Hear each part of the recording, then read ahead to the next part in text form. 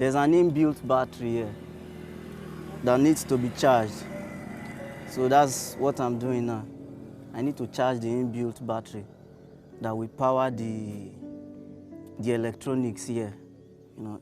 So while that is going on, I will need to fuel it. This engine uses a special fuel. Although it's a locally made fuel, I have to prepare that myself. See my filling station? You got it. So it's time to fuel. I don't have problem with fuel scarcity. I don't have problem with 86 per 50 kobo liter.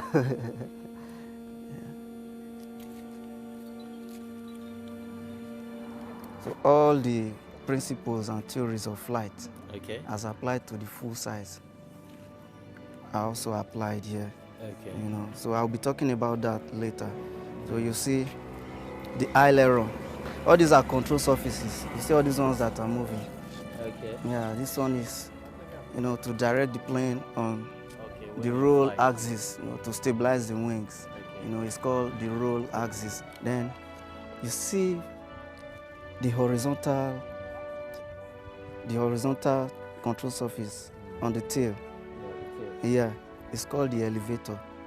It's used to control the plane on the pitch axis. That is, if you want it to climb or dive. Okay. Yeah, that's the elevator. Then you see another vertical one moving left, right there. It's called the rudder. You see that?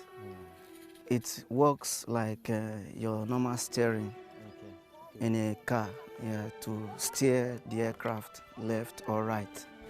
The takeoff and landing were seamless and fast. All right. Pride of the green, cleared for takeoff. Let's go.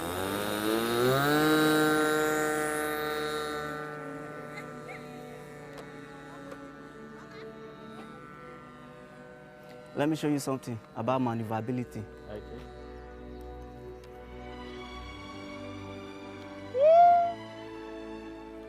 You see the realistic airplane air sound it's coming out. Now do you?